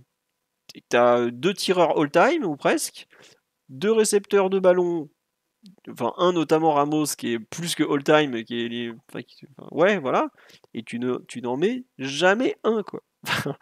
Ça n'a pas de sens. Et la Juve avait marqué d'ailleurs sur corner contre Benfica et ils en ont pris 2 des buts sur corner cette saison Benfica. Donc c'est pas non plus une équipe qui règne en plus sur cette phase de jeu. C'est vrai que c'est dommage quand tu vois les potentiels joueurs aériens qu'il y a dans l'équipe d'être si peu dangereux. Mais c'est quand même pas c'est pas une première. Hein. Ça fait depuis le début de saison, je trouve qu'on est assez peu dangereux. Enfin le PSG est assez peu dangereux sur les coups de pied arrêtés. Ouais, non, mais c'est. Oui, oui, je suis d'accord. Enfin, Kylian va pas tarder à les réclamer aussi, hein, comme en équipe de France. Mathieu. Après, Bah, si c'est Pablo Sarabia qui les frappe, pourquoi pas. non, non, mais tiens, on nous dit comment fait Carlo Ancelotti pour avoir toujours des équipes qui marquent de la tête. Ah bah, il y a un vrai travail de fond sur coup de pied arrêté, Carlo Ancelotti. Alors là, je, je pense qu'on. Enfin, si vous avez vu un peu des reportages sur lui, vous verrez qu'il y a un gros, gros travail d'effectuer à ce niveau-là, hein.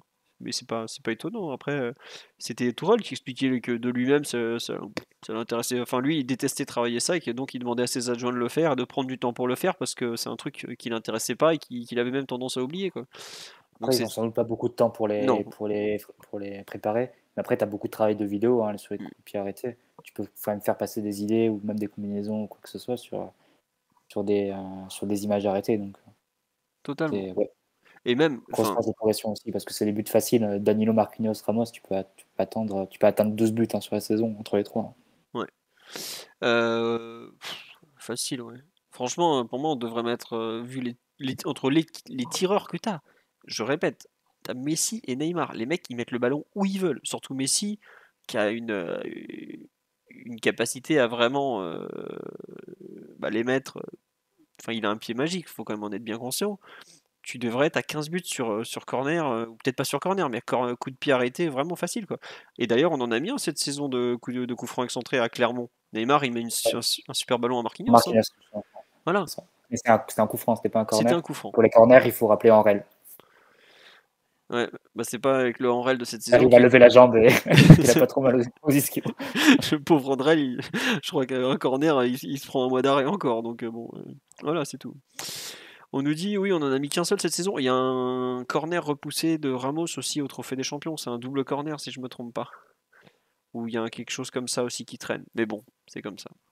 On nous dit, avec Emery, c'était du sérieux. Ah bah, le dénommé Carcedo pardon, était connu pour sa rigueur, ses combinaisons. Le mec, il matait du futsal pour prendre des inspirations. Donc ouais, ça plaisait pas beaucoup à Ten Ben Arfa de travailler les coups de pied arrêtés, mais oui, l'adjoint d'Unai Emery au coup de pied arrêté est une référence européenne même. Malheureusement, il n'est plus là. Sur l'aspect collectif, Dan, Mathieu, Omar, est-ce que vous voulez rajouter quelque chose? Non, personne ne prend la parole, on va donc avancer. Merci à Ghostix pour le subs. 4 mois d'abonnement, bravo à toi, ça fait un tiers de l'année déjà. Eh oui, ça passe vite, hein. Au PSG, ça passe très vite, même si on enchaîne les galères, ça passe vite l'année au PSG. On va donc attaquer les perfs individuels. Alors, on va éviter de parler de Donnarumma, vu que le pauvre a strictement rien eu à faire.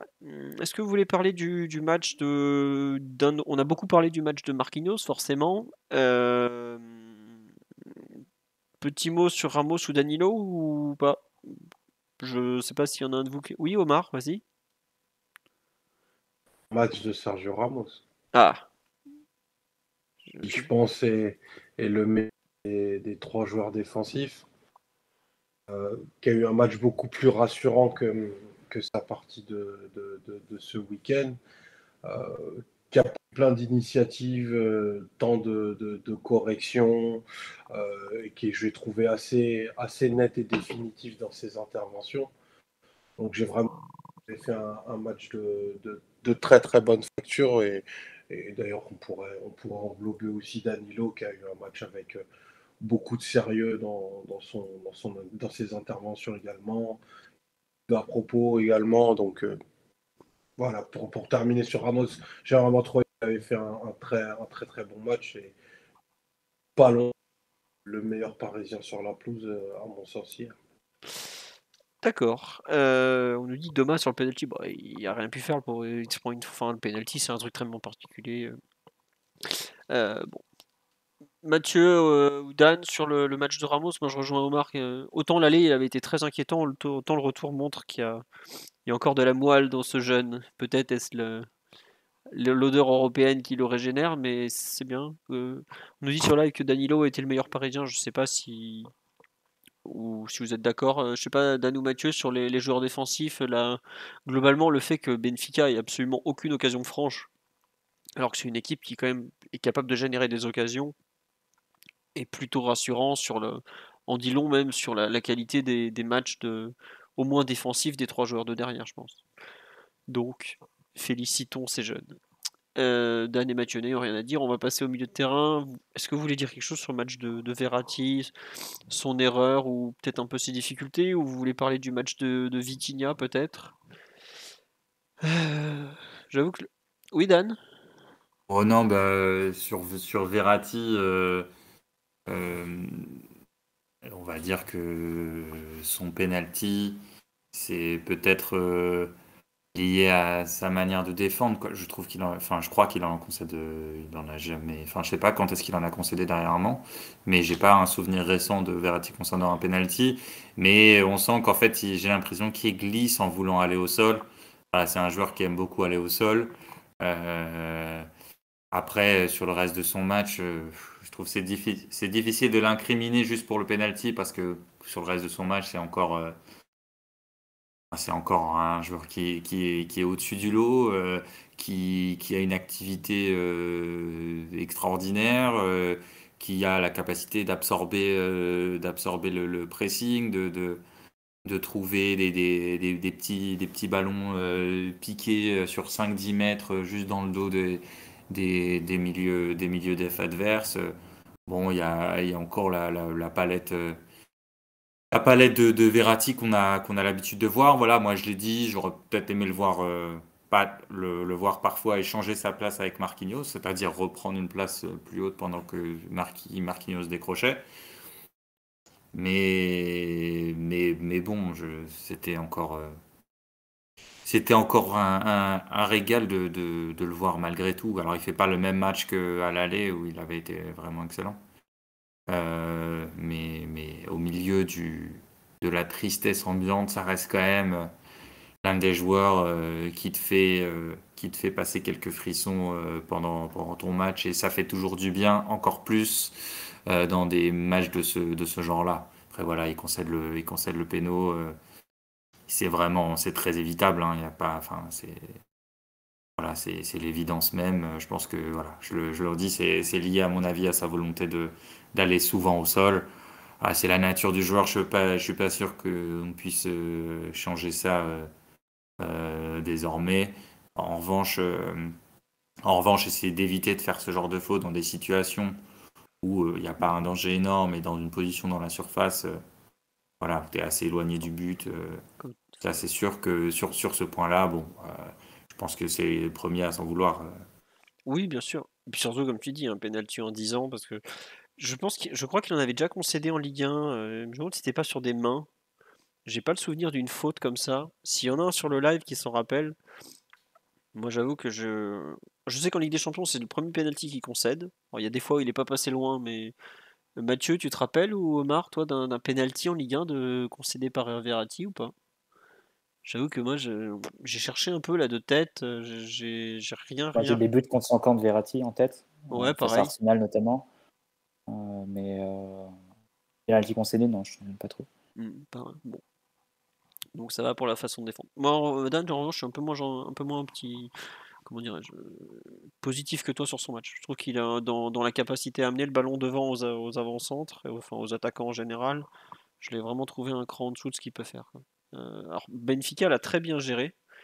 Euh, beaucoup de, il quadrillait très très bien les lignes de passe, il coupait bien les choses. On voit à quel point Neymar a dû faire des exploits pour prendre le ballon, pour l'amener devant. Mais je trouve que Verratti a déjà eu des matchs où il était plus inspiré, on va dire.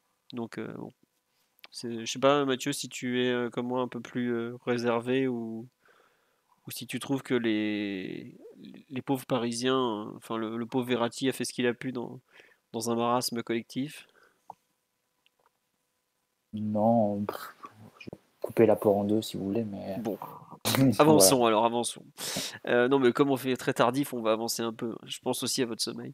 Est-ce que tu as un mot à me dire sur Vitinha? Moi, il y a une remarque qui m'a fait un peu réfléchir sur lui. Est-ce qu'il n'est pas un peu en train de payer physiquement son début de saison où il a couru énormément pour les autres?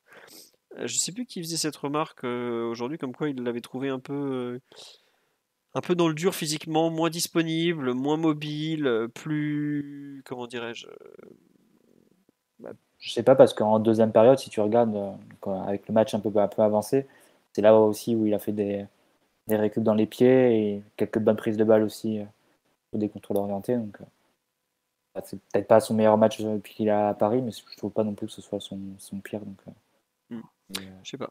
je crois que je sais pas si c'est sa responsabilité à lui que la machine a été grippée. C'est aussi un Non. match où tu n'avais pas Messi, donc aussi les routines du début de saison ne pouvaient pas être renouvelées. Euh, je sais pas. Au final, je trouve que c'est un match neutre de Vitinha. Je ne saurais pas euh, s'il faut vraiment aller dans le négatif que ça. Je sais pas. Après, vous avez peut-être une autre Non, mais je suis pas. Tu vois, perception. en fait, il y a un truc qui me fait un peu tiquer sur son match. Tu as raison, effectivement, sur la deuxième mi-temps où il revient très bien. C'est comme l'a dit Omar, c'est la première où il disparaît complètement, en fait. Et il fait un très bon début de rencontre, notamment il casse des lignes et tout. C'est là où il fait beaucoup de bien à son équipe d'ailleurs, où il porte le ballon, il le fait avancer. Euh, Après, le jeu est à gauche. Hein, Oui, voilà, mais justement, enfin, s'il a le poids qu'il a été en mesure d'avoir ces dernières semaines ou ces derniers mois, peut-être que lui, il peut rééquilibrer un peu le jeu, quoi. Et tu vois, par exemple, quand je trouve que Hakimi est trop isolé sur l'aile, est-ce que c'est que Vitinha est pas trop loin de lui aussi, tu vois? Donc, Si tu regardes comment le PSG est en possession, souvent Vitinha il se déplace ouais. et il va essayer de se rapprocher du côté où il y a le ballon. Et Hakimi est complètement isolé. Hein. Quand le ballon lui arrive, soit il y va tout seul, soit il revient en retrait sur Ramos. En général, il n'a pas beaucoup d'autres choix. Bon, d'accord. Je sais pas, Omar ou Dan, si vous voulez compléter. J'avoue que je m'inquiète un peu si le deuxième milieu de terrain infatigable commence à fatiguer. Donc, bon. Aucun des deux ne souhaitant prendre la parole, on va continuer d'avancer dans la ligne. Est-ce que vous voulez parler des deux pistons, même si on en a déjà, enfin moi surtout j'en ai beaucoup parlé. Je sais pas, Dan ou Omar sur le rôle des latéraux hier, justement, vous en pensez quoi? Problème du moment, limite. Oui, Omar, vas-y. Je trouve bien trop surresponsabilisé, à vrai dire. Tant avec ballon dans le consacré, euh, sur les espaces à couvrir. Les deux sont un peu corrélés. Mais là, je trouve que c'est dans trop grande proportion. Si tu mets ça par rapport à leurs états de forme et leur capacité à faire des différences, avant de parler de Bernat, il faudrait parler d'Akimi, qui Rapproche-toi du micro, on t'entend très très mal, Omar, en revanche. mon casque est en train de mourir en fait. Ah, Désolé. bon, faisons comme ça, tant pis. C'est mieux. Non, ça change rien. Voilà, Ah, donc je disais que Hakimi qui est dans une phase un peu compliquée, lui on ne peut pas lui reprocher de ne pas faire d'efforts. Je trouve qu'il en fait énormément, mais il est dans, enfin pas de bonnes inspirations en réalité, pas de différence individuelle. Et pour un joueur qui a autant de flair dans la surface, qui a au long de sa carrière toujours fait les bons choix, là il est un peu plus emprunté parce que il fait des actions sur 50-60 mètres où il a vraiment personne pour combiner et c'est des rushs, des rushs, des rushs. C'est assez difficile de. Ah, non, c'est clair, mais je trouve que même l'évolution de son match est tellement compliquée parce que les choses qui lui sont demandées sont peut-être pas claires ou en tout cas apparaissent pas de façon pour se dire voilà les circuits qui sont faits pour qu'il mis face au jeu, pour qu'il puisse retrouver des relais à l'intérieur. Enfin, c'est vraiment côté droit, vraiment le no man's land quoi, pour le moment et c'est compliqué d'être une équipe équilibrée quand tu as autant de joueurs côté gauche qui sont en plus les plus créatifs et rien côté droit tant en termes de ballon et de proposition. Donc ça n'aide pas Hakimi à être ce qu'il est. En théorie, c'est un joueur qui dans cette position est capable de grandes différences et qui devrait être déjà à 5 ou 6 actions beaucoup plus décisives que celle-ci. Ouais. Non, mais c'est vrai que tu as raison.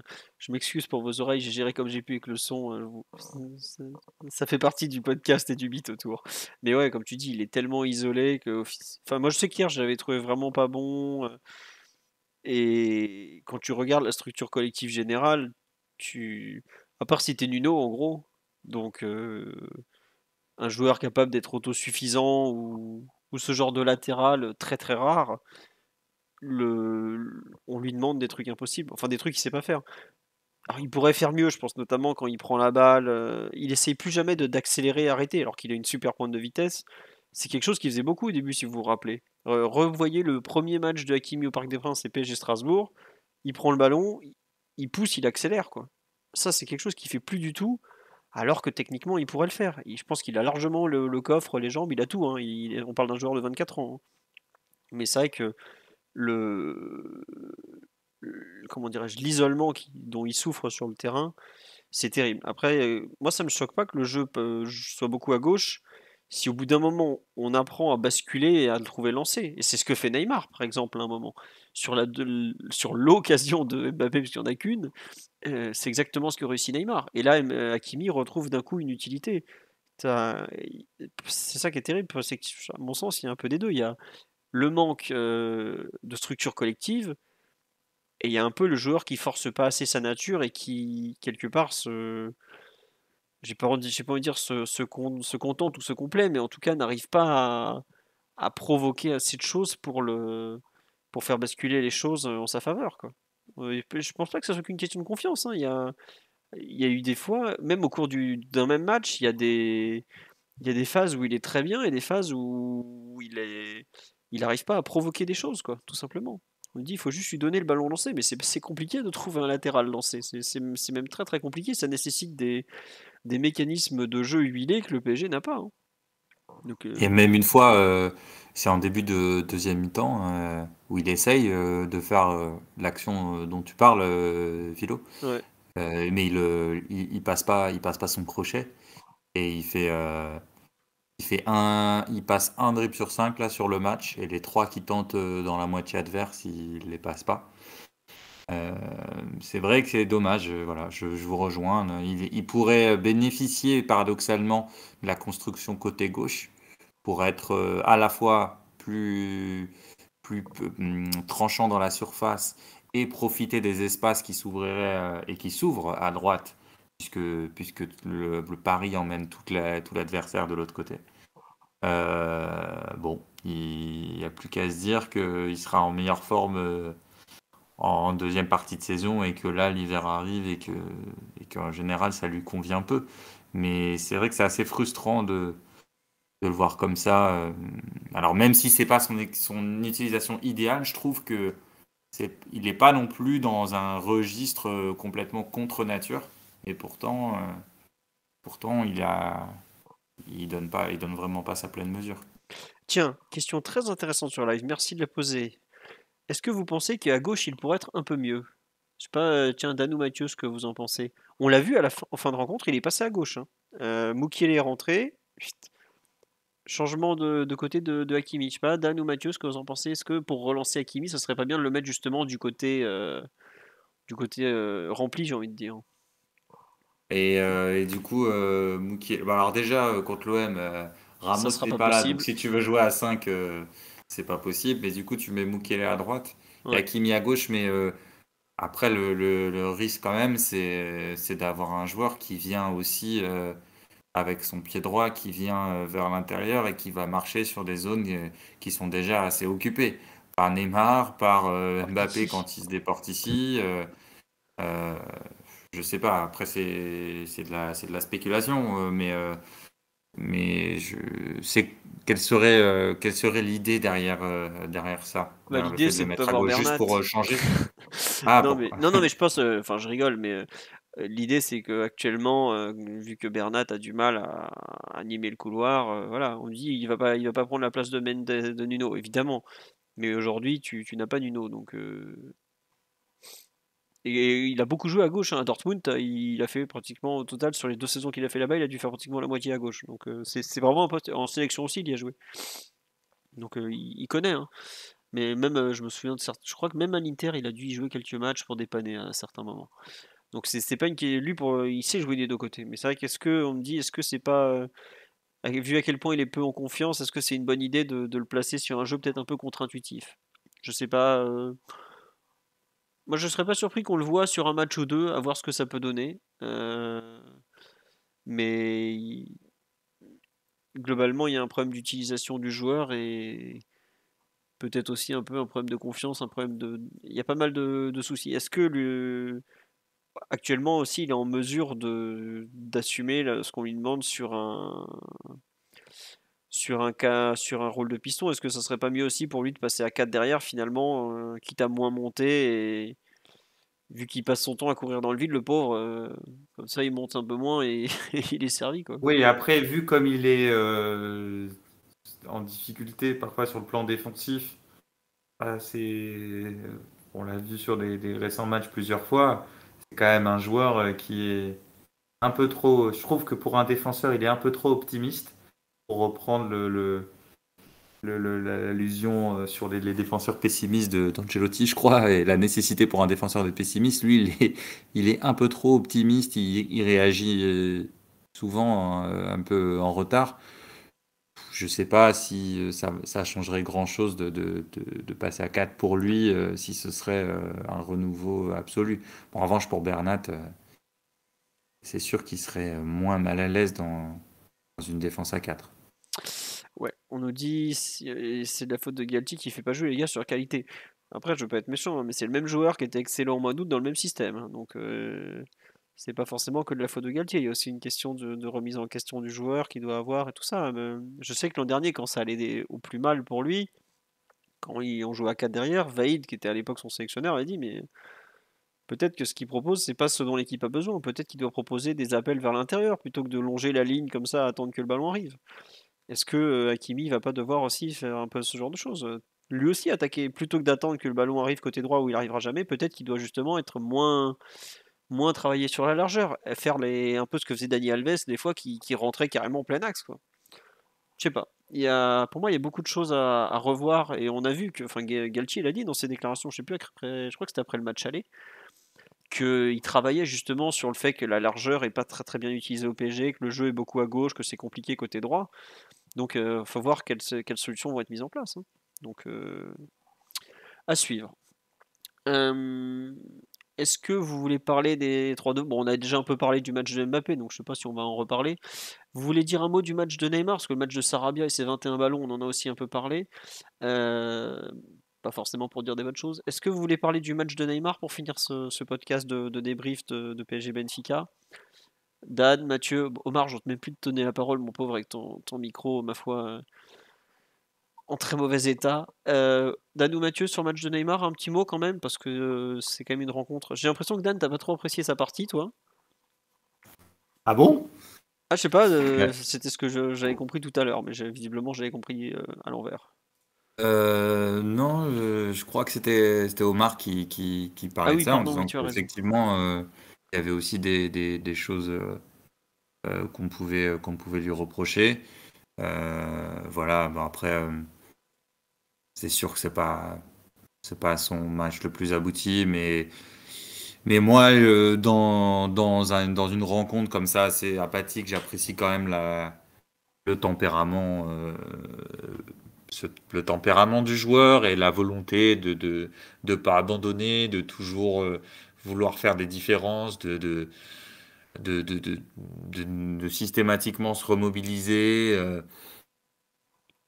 Après, voilà, je pense qu'il a essayé parce que ostensiblement de faire de trouver Mbappé ils étaient d'ailleurs je crois qu'on avait déjà évoqué ça, ils étaient sur le même côté du terrain, mais voilà, il peut ne pas y avoir superposition, contrairement à ce qui a été dit par-ci par-là. Il peut ne pas y avoir superposition quand il y a échelonnement de leur hauteur et quand tu as un lanceur, Neymar, et un receveur, Mbappé. Je pense qu'on l'a vu quelques fois, c'était intéressant. Après, ce qui a manqué, je pense aussi, c'est que vu qu'il partait peut-être d'un peu plus bas, il m'a manqué les moments où Paris arrivait dans les 20 derniers mètres, bah, surtout via Mbappé, qui soit un peu plus présent devant, parce que lui, pour le coup, voilà, en retrait, ou je pense que il aurait pu participer au fait de générer, j'allais dire un peu plus d'occasions, mais des occasions tout court. Euh, voilà, c'est pas lui aussi, il enchaîne les matchs. Il y a match dimanche. Il y a la volonté de pas se blesser, mais encore une fois, je trouve que qu'il calcule pas. Ah non, ça il Voilà, calcule pas. j'apprécie son attitude. C'est clairement pas son meilleur match, Mais il y avait de la mais moelle. oui, je trouvais que c'était quand même consistant. Non, mais je suis d'accord avec toi, vu les circonstances. Enfin, il y a quand même la Coupe du Monde dans un mois pile. Il se fait éclater la cheville quand même à la fin, parce que le tacle, c'est Enzo encore, si je me trompe pas, qui lui fait mal encore. Euh, et il sort pas, il va jusqu'au bout et tout. Autant on sait qu'il n'a pas toujours été très impliqué ni très professionnel, autant sur un match comme hier, il va jusqu'au bout de lui-même, il fait tout pour faire gagner Ouais, et puis l'équipe. il est encore meilleur dans les 20 peut-être que c'est la meilleure partie de son match dans les 20 dernières minutes. C'est sans doute pas suffisant par rapport à ce qu'on peut attendre de lui, hein, bien sûr, mais j'aime bien cette idée-là, quoi, qu'au moment où ça chauffe un peu, bon, bah, Paris crée pas des situations géniales, mais voilà, il y a une action avec Hakimi, il y a enfin, à la 90e, il trouve Fabian, mais qui rate un peu sa prise de balle. Il y a quelques situations comme ça. Bon, voilà, c'est pas le match dont on parlera dans 6 mois Non, ou dans 6 ans, non, c'est sûr. non, c'est sûr, c'est sûr. Bon, je sais pas si Mathieu veut rajouter quelque chose sur le match de Neymar. Non, rien à rajouter de la part de Mathieu. Bon, bah écoutez, je crois qu'on va s'arrêter là sur ce PSG Benfica. Je crois qu'on n'avait pas fait un podcast de débrief d'un match aussi court depuis, je ne sais combien de temps. On nous dit, peut-on parler du fait que Zahir Emery et Garbi ont été empêchés de jouer avec l'équipe 19? Bah après, si on enlève Zahir Emery, Garbi et Bichiabu du banc de touche hier, on se retrouve avec 16 joueurs, dont un gardien. Voilà, on peut pas au bout d'un moment se permettre d'avoir aussi peu de joueurs disponibles, quoi. On sait jamais, au cas où, oui, je sais que c'est gênant, ça donne l'impression que comment dirais-je, que les gamins servent à rien, mais il faut bien remplir des feuilles de match. Je suis désolé, aujourd'hui ils sont un peu dans cette situation bâtarde. Bah, après ils ont fait une petite opposition à l'entraînement aujourd'hui, mais bon, c'est comme ça, il y aura toujours ce genre de truc quand les joueurs sont entre deux catégories, ça arrive souvent comme ça. Voilà. Je me demande ce que Simon a pensé du match de Paredes face au Maccabi. Simon est venu se plaindre que le site ait traité les propos peu Il s'est plaint auprès de moi-même également. Je tiens à le signaler. Comment ça? Tu disais rien quand il faisait des bons matchs. Alors bon, je cherche les bons matchs, mais voilà, il a vu la chose et il a pas apprécié qu'on en parle. Parce que bon, Je quand pense vous que c'est encore Faiza qui a passé des coups de fil à la rédaction de Culture PSG pour orienter la ligne éditoriale concernant Paredes. Tout à fait. Alors arrête de m'appeler à 8h15, j'emmène les petits à la crèche, d'accord Faiza? Merci. On nous dit que pensez-vous de la dernière info Mbappé qui pourrait rompre son contrat? C'est complètement bidon, d'après plusieurs personnes que je suis allé interroger cet après-midi quand j'ai vu passer la chose. Ça fait parler les avocats et puis ne serait-ce que les temps de traitement du dossier, le contrat de Mbappé sera déjà fini. Voilà. Non mais c'est... Faut quand même attendre l'avis de Juan Branco quand même. Ça, c'est drôle, ça, Mathieu.